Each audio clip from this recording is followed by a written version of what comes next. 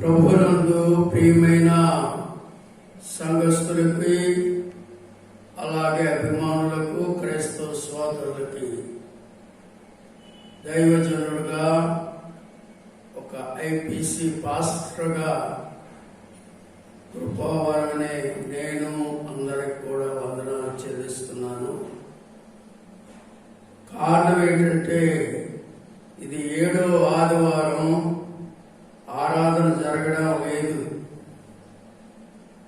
YouTube ద్వారా అందరినీ కలుసుకోవడానికి దేవుడు కృప చేసినందుకై దేవునికి ఎంతో వందనస్తున్నాయి ఉన్నాను. దేవుని బిడ్డలారా, ఈ దినం జరుగుతున్న దేవుని వాక్యం గురించి యెహోవా మాట వినుట, యెహోవా మాట వినుట, ఇది బాగా ఈ మూలవాక్యాన్ని అందరూ కూడా గమనించాలని ప్రభు పేరట మీకు నేను మనవి చేస్తున్నాను. దేవుని మాట వినడం ఎంతో ఆనందం, ఎంతో సంతోషం. ఈనాడు ప్రపంచం మీదకి వచ్చిన ప్రతి తెగులు కానీ, ప్రతి అనారోగ్యం కానీ, ప్రజలు దేవుని మాట విననందున వచ్చిన ఈ జబ్బులే తప్ప కావాలని దేవుడు ఎవరిని కూడా శిక్షించడు. ఒక్కసారి దేవుని మాటలోనూ కొన్ని సత్యాలు మనం నేర్చుకుందాం. మొదటి సమూయేలు గ్రంథం 15వ అధ్యాయం 22వ వచనం. మనందరికీ ఇది సుపరిచితమైన వాక్యం. గమనించండి దేవుని బిడ్డలారా. అందుకు సమూయేలు తను సెలవిచ్చిన ఆజ్ఞను ఒకడు గైకొనుట వలన యెహోవా సంతోషించినట్టు ఒకడు దహన బలులను అర్పించుట వలన యెహోవా సంతోషించిన. ఆలోచించుము, బలు అర్పించుట కంటే ఆజ్ఞను గైకొనుట, పొట్టేలు క్రొవ్వును అర్పించుట కంటే మాట వినుటయు శ్రేష్టము. గమనించండి, ఈ సమూయేలు గ్రంథంలో ఇశ్రాయేలు ప్రయాణంలో అనేకులు ఇశ్రాయేలీయులకి అడ్డుగా వచ్చారు. ప్రయాణం చేయలేదు. వాళ్ళ ప్రయాణం ఎక్కడికంటే పాలు తేనెల ప్రవహించే దేశం. అయితే ఐగుప్తును విడిచిన తరువాత వారికి ఎన్నో అడ్డులు, ఆటంకాలు కలిగాయి. కానీ దేవుడు సెలవిచ్చిన మాట ఏంటంటే, నేను మీకు ముందుగా నడుస్తాను, ఏ అడ్డు రానివ్వను, ఏ ఆటంకం రానివ్వను, కనుక భయపడకుడి, నిలిచుండి యెహోవా కార్యం చూడమని దేవుడే మోషే ద్వారా తెలియపరిచాడు.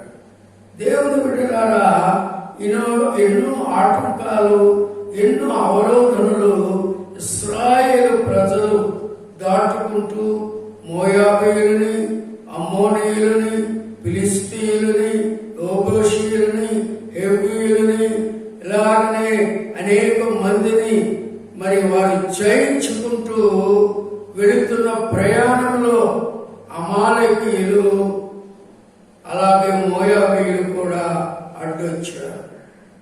అప్పుడు సమూయేలుతో దేవుడు మాట్లాడుతున్నాడు. సమూయేలు, నీవు తప్పకుండా ఈ యొక్క అమాలేకీయులను కనికరించకుండా, వారి మీద ఏమాత్రం కూడా జాలి చూపకుండా, వారి మీద ఏమాత్రం కూడా కనికరం చూపకుండా వారిని నిర్మూలన చేయమని దేవుడు దేవుని ద్వారా వచ్చిన మాట సమూయేలుకి తెలియపరిచాడు. సౌలుకి. దేవుని బిడ్డలారా, తెలియపరిచినప్పుడు తప్పకుండా ప్రవక్త మాట వినాలి కదా. ప్రవక్త మాట వినలేదు. కారణం ఏంటంటే అలాగే చేస్తానని అమాలేకీయులని వెళ్ళాడు. అమాలేకీయుల్ని పిల్లలనేటి, తల్లులనేటి, వృద్ధులనేటి, బాలులనేటి, పశువులనేటి సమస్తము నిర్మూలన చేయమన్నాడు. ఇది బాగా గమనించాలి. సమస్తమును కనికరించకూడదు. కనికరించకుండా వారిని నిర్మూలన చేయము. కారణం ఏంటంటే ఒకప్పుడు మీ ప్రయాణంలో వారు నీకు అడ్డుగా వచ్చారు. మీ మీద తిరగబడ్డారు. మిమ్మల్ని వెళ్లకుండా వారు నిర్మూలన చేస్తారు.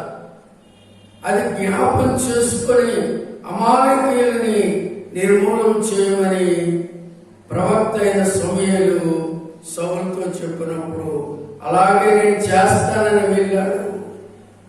కానీ క్రొవ్వున వాటిని, బలిసిన వాటిని విడిచిపెట్టి ఏయో కొద్దిగా బలహీనులుగా ఉన్న వాటన్నిటినీ నిర్మూలన చేసి బలమైన వాటిని విడిచిపెట్టాడు. అయిన తర్వాత సమూయేలు సౌలు దగ్గరకు వచ్చి సౌలును అడుగుతున్నాడు, దేవుని చెప్పిన మాట ప్రకారము నీవు చేసివా అని అడిగినప్పుడు సౌలు అంటాడు, ఓ నేను తప్పకుండా ఒక్క మాట కూడా మేరకుండా దేవుడు చెప్పినవి అన్నీ చేశానన్నాడు. మొట్టమొదట అబద్ధం ఇది. మీరు గమనించండి. మనలో కూడా చాలా మంది ఉదయాన్నే లేచి ప్రార్థన చేశారా అని అడిగితే చేసామండి అయ్యగారు అంటారు. బైబిల్ చదివారా? చదివానండి అయ్యగారు అంటారు. మోకరించి చేశారా? చేశామండి అయ్యగారు అంటారు. క్రైస్తవుల్లో కూడా కొన్ని అబద్ధాలు ఇప్పుడు మనం చూస్తున్నాం. చేయకుండా చేస్తున్నామని చెప్తారు. ఎందు గురించి అంటే అవతల అడిగిన మనిషి ఒకవేళ ఫీల్ అవుతాడేమో అని చేయకుండానే చేశాం అని జవాబిస్తారు. ఇది చాలా విచారకరమైన విషయం. గమనించండి. బైబిల్లో చెప్తున్న మాట ఏంటంటే నీవు అవునంటే అవును, కాదంటే కాదు. మనుషుల వైపు కాదు మనం మాట్లాడేది. మనుషులు ఏదో మనకి మంచి ఘనతిస్తారని కాదు మనం మాట్లాడేది. నీకును నాకును మనందరికీ మధ్యవర్తిగా దేవుడు ఉన్నాడు. ఇది గమనించండి. మధ్యవర్తిగా దేవుడున్నాడు. ఆయన అంటున్నాడు మలాకీ గ్రంథంలో, ఎక్కడైతే నలుగురు కూడి మాట్లాడతారో వారి దగ్గరుండి నేను వారి మాటలు ఆలకిస్తాను. ఆశ్చర్యం. నువ్వు ఇంట్లోనే మాట్లాడు, వీధిలోనే మాట్లాడు, లేక మరి స్నేహితులతో మాట్లాడు, ఎవరితో మాట్లాడినా ఆయన ఆలకించే దేవుడై ఉన్నాడు. చెవులు నిర్మించిన వాడు వినకుండునా, కళ్ళు నిర్మించిన వాడు కానకుండునా అని దేవుడు వాక్యం సెలవిస్తుంది. కనుక నీకు కళ్ళిచ్చిన దేవుడు, అలాగనే చెవులిచ్చిన దేవుడు మనం ఏం మాట్లాడినా కూడా ఆయన ఆలకించే దేవుడై ఉన్నాడు. దేవుడు బిడ్డలారా గమనించండి. నీవు భూమి మీద ఉన్నావు, దేవుడు ఆకాశం అందున్నాడు. సర్వ సృష్టిని ఆయన పరిపాలన చేస్తూ మన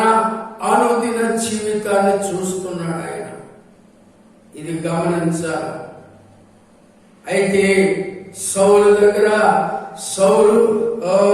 సమూయేలు దగ్గర సౌలేదో మెప్పు పొందామని సౌలు నేను చెప్పినట్లు దేవుడు సాగించినట్లు నీవు ఇదంతా చేశావా అని అడిగినప్పుడు సౌలు అంటాడు, అయ్యగారు తూచ తప్పకుండా అన్ని చేశానని అబద్ధం ఆడాడు. ఇది ఎంత అబద్ధమో ఒక్కసారి పరిశీలించాడు. అప్పుడు సమూయేలు అంటాడు, ఆ కేకలు, ఆ రౌతులు, ఆ అరుపులు అవి ఎక్కడి నుంచి వస్తున్నాయి, ఏమిటది అని అడిగినప్పుడు సౌలు ఆశ్చర్యపోయాడు. సౌలు ఆశ్చర్యపోయి అంటున్నాడు, అయ్యా మన బలికి, దహన బలికి కొన్ని అవసరం వస్తాయని కొన్ని బలిసిన పశువులను ఉంచానని చెప్పినప్పుడు ఆ సమూయేలు అంటాడు, ఒక్కసారి గమనించండి, మీరు బలులు అర్పించుట కంటే యెహోవా మాట వినుట శ్రేష్టం. క్రైస్తవులారా, దేవుని బిడ్డలారా, ఈ లాక్డౌన్ ఈనాడు 50 దినాల దగ్గరలో అయిపోయింది. 50 రోజులంటే ఇంచుమించు 2 నెలలు. ఈ 2 నెలల్లో దేవుడు నీకు ఒక అవకాశం ఇచ్చాడు. వండుకోవచ్చు, తినవచ్చు, పడుకోవచ్చు, టీవీ చూసుకోవచ్చు, ఏదో మన యొక్క శరీర సంబంధమైన ఆనందాలు పొందొచ్చు. అది కాదు దేవుడు అడిగేది. నీకెంత సమయం ఇచ్చారు కదా, నువ్వెంతవరకు బైబిల్ పూజ చేశావు, నేను ఎంత సమయం ఇచ్చాను కదా, నువ్వెంతవరకు దేవుడితో గడిపావు, నేను ఎంత సమయం ఇచ్చాను కదా, నువ్వెన్నాళ్ళు కన్నీళ్ళు విడిచి మోకాలు ప్రార్థన చేశావు అని అడిగినప్పుడు దానికి నువ్వు సమాధానం ఏమి చెప్పగలవు? చేశావు ప్రభు, ఏంటి చేశావు? 2 నిమిషాల ప్రార్థన. ఏం చేశావు? 3 నిమిషాల ప్రార్థన. ఏం చేశావు? వారానికి ఒకసారి బైబిల్ చదవడం. అది దేవుడు మెచ్చేది కాదు, దేవుడు సంతోషించే కార్యం కాదు. నా మాట వినటం మీకు శ్రేష్టం. అందుగురించే దేవుడు చెప్తున్నాడు. ఒక్కసారి మనం ఆలోచించినట్లయితే 95వ కీర్తన 7వ వచనంలో ఉన్నది,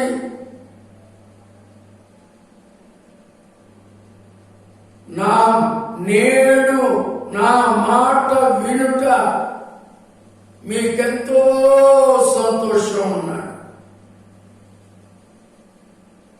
నేడు ఇదే ఈవేళ మనం గమనించాం. ఒక్కసారి ఆలోచించండి. లక్షవారం నాడు అందరూ హాయిగా పడుకున్నారు, అందరూ సంతోషంగా పడుకున్నారు. ఉదయం లేచి కార్యక్రమాలు చేసుకుందాం అనుకున్నారు. కానీ ఇంతలోనే గ్యాస్ లీక్ అయిపోయి కొన్ని ప్రాణాలు పోయాయి, కొన్ని జంతువులు చచ్చిపోయాయి. అలాగే మోగజీవులు కూడా చనిపోయాయి. ఇప్పటికీ ప్రజలకు కూడా నెమ్మది లేదు. వారు అనుకున్నారు ఏమని, ఉదయం లేచి నేను డ్యూటీకి వెళ్ళాలి, ఉదయం లేచి నేను క్యారేజ్ కట్టాలి, ఉదయం లేచి నేను నా కుటుంబ కార్యక్రమాలని చూసుకోవాలి. చేసుకున్నారా? మనుషులు ఎక్కడికి పారిపోయారు, ఎక్కడికి వెళ్ళిపోయారు, వారికి తెలియదు. కొంతమంది అయితే పాడైపోయిన నూతులో పడిపోయి చనిపోయారు. కొంతమంది అయితే ఇంకా ఇది చేరలేదు. ఇదంతా కూడా దేవుని మాట వినకపోవటం వల్ల వచ్చిన గొప్ప తీర్పులు. ఆయన అంటున్నాడు కదా, ఏమంటున్నాడంటే, నా మాట వినుట మీకెంతో శ్రేష్టం. అది 81, 82 కీర్తనలో ఉన్నది. ఏమని? మీరు నా మాట వినుట మీకెంతో మేలు, అయినను మీరు నా మాట వినడం లేదు. ఎక్కడి నుంచి? ఐగుప్తు దేశాన్ని విడిచిన దగ్గర నుండి పాలు తేనెలు ప్రవహించే దేశం వరకు దేవుని మాట వెనుక దేవుని మీద తిరుగుబాటు చేస్తూనే వచ్చారు. బైబిల్ చెబుతుంది కదా, ఏ దినం నీకేది సంభవించును అది నీకు తెలియదు. ఇదే మిక్కిలనుకోల సమయం, ఇదే రక్షణ దినం. నేనే ప్రభుని అంగీకరించండి. దేవుని ప్రజలారా, ఒక్కసారి ఆలోచించండి. ఇంక ఈ లాక్డౌన్ ఎంతవరకు ఉంటుందో మనకు తెలియదు. ఇప్పటికే ఫిబ్రవరి నుంచి మొదలుకొని ఈనాడు మే నెల వరకు కూడా సాగుతుందంటే ఇంచుమించు 4 నెలలు.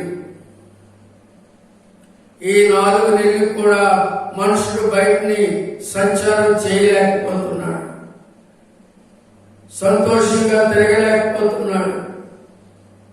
ఎక్కడికి వెళ్ళినా నోటికి గుడ్డ కట్టుకోవాలి. దానికి కారణం ఏంటంటే, ఏమో ఏ వైరస్ వచ్చినా నట్టుతుందని భయం. గమనించారా? అందుగురించి భక్తుడైన ఈ కీర్తనకారుడు అంటున్నాడు, గమనించండి. ఒక మాట మీకు నేను చూపెడతాను. 95వ కీర్తన ఇప్పుడు మాట్లాడాను, మరోసారి మీకు తెలియ చెప్పాలని. 95వ కీర్తనలో ఒక మాట ఉన్నది. 7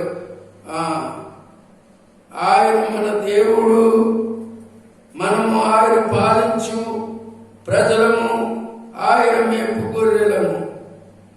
రండి, నమస్కారం చేసి సాగిలపడుదుము. మనలను సృజించిన యెహోవా సన్నిధిని మోకరించదుము.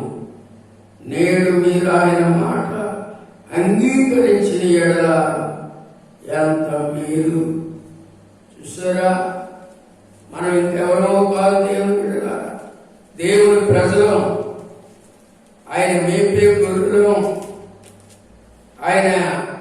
ఆయన స్వరూపం ఇచ్చిన ప్రజలం. నేడు మీరనగా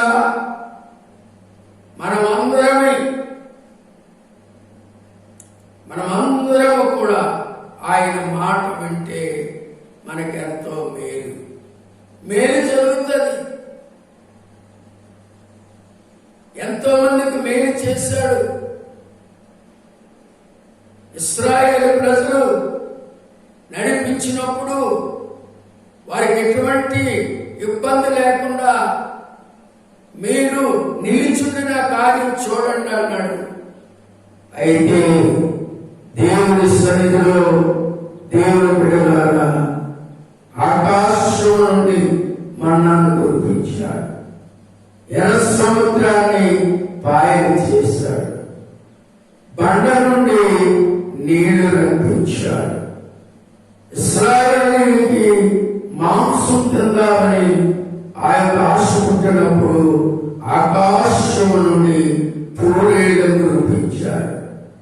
ఒకట రెండ ఎన్నో అద్భుతాలు, కానీ విని ఎరుగని అద్భుతాలు దేవుడు జరిగించాడు. ఒక్కసారి ఆ కాలాలను పెట్టి విందులో ద్రాక్షారసం అయిపోయింది. ద్రాక్షారసం అయిపోతే యేసు ప్రభు తల్లి మరియా అక్కడ ఉన్నది.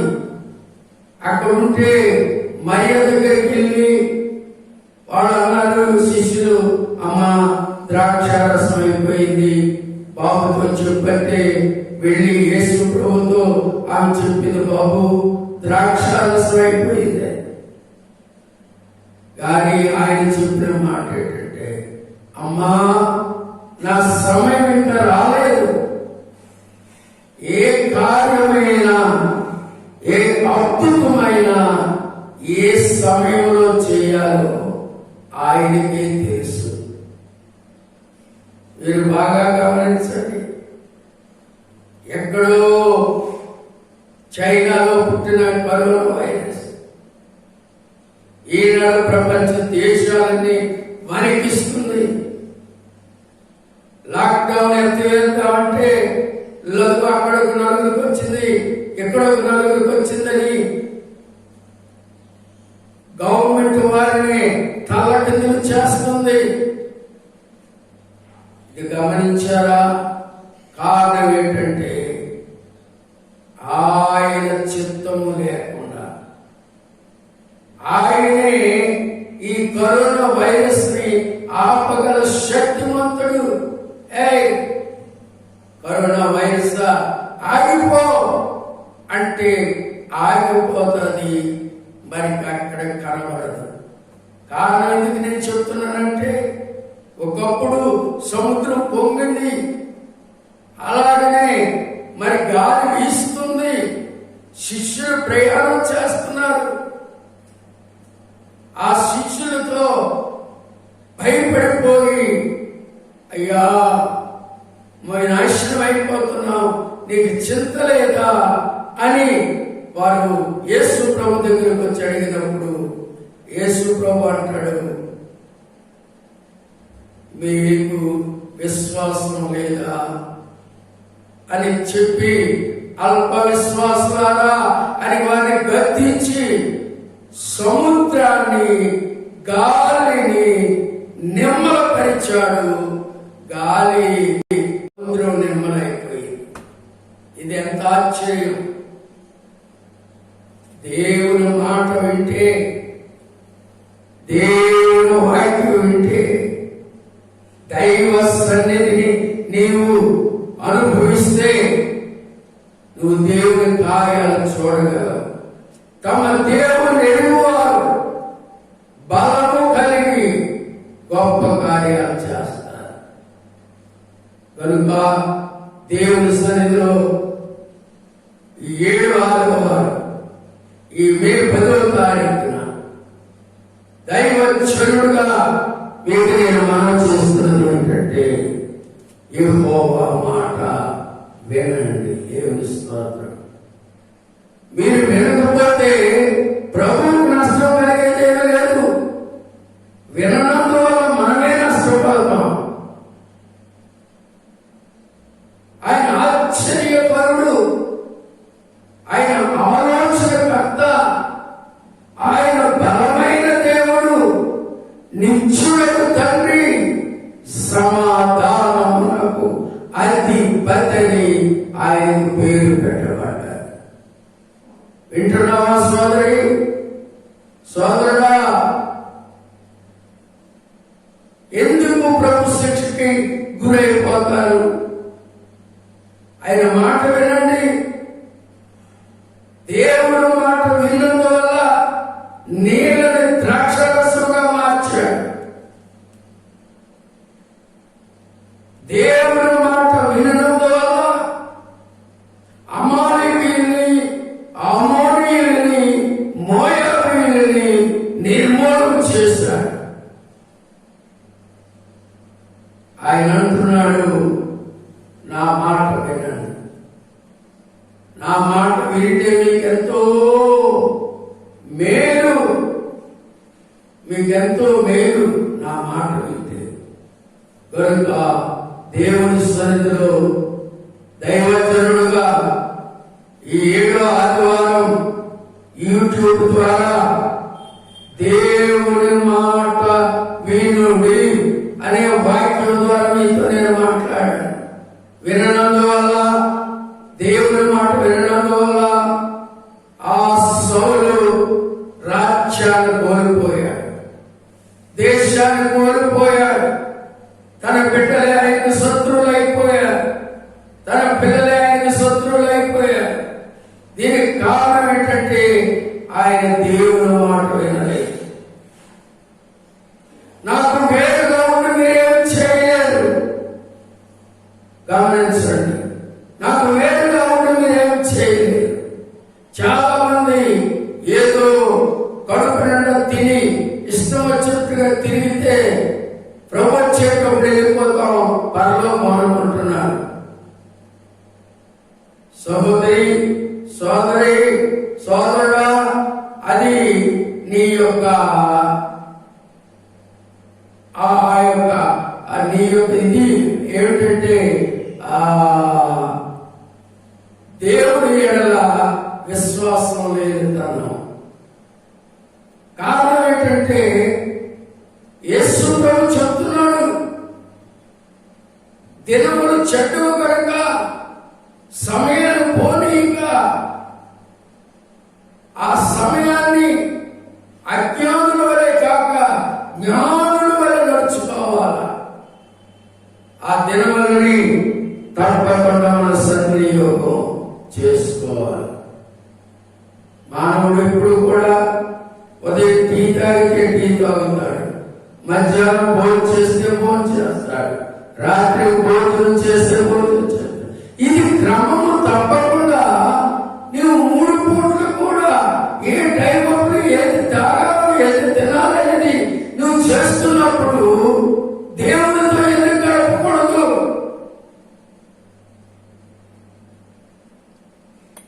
దేవునికి 7 సార్లు దావీదు ప్రార్థన చేశాడు, దేవునికి ముమ్మారు దానియేలు ప్రార్థన చేశాడు. పౌలు, శీల, పేతురు, యోహానులు క్రమం తప్పకుండా ఇంచుమించు మధ్యాహ్నం 3 గంటల వేళలో ప్రార్థనకి వెళ్ళారు. నీకుందా అనుభవం? ఈ దినమైనా దేవుని మాట వింటావా?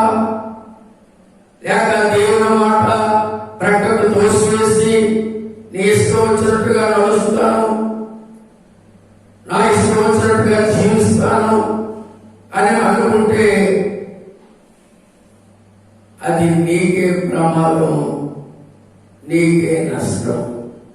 తప్పకుండా దేవుని మాట వినండి, దేవుడు చెప్పినట్లు చేయండి, అనుదినం దైవ సన్నిధి అనుభవించండి, మెలకువగా ఉండి ప్రార్థన చేయండి. దేవుడు మిమ్మలను దీవించుగాక. మహాపరిశుద్ధుడా, మహోన్నతుడా, నీ మాట వినాలనే ఉద్దేశంతో ఈ దినము నీ వాక్యంలో నుండి కొన్ని సత్యాలను నేర్చుకున్నాం. నీ మాట వింటే మాకెంతో మేలు ప్రభువా, అది కీడు కాదు. నీ మాట వింటేనే మాకు ఆనందం, నీ మాట వింటేనే మాకు సంతోషం. ఇలాగ వినక ఎంతో మంది నష్టపోతున్నారు ప్రభువా, వారితో మాట్లాడండి, నీ మాటకు లోపడడానికి సహాయం చేయండి. లోపడిన వాళ్ళని ప్రజల వైపు దినకల్లా నా చేతులు చాపుతున్నానని చెప్తున్నావు తండ్రి.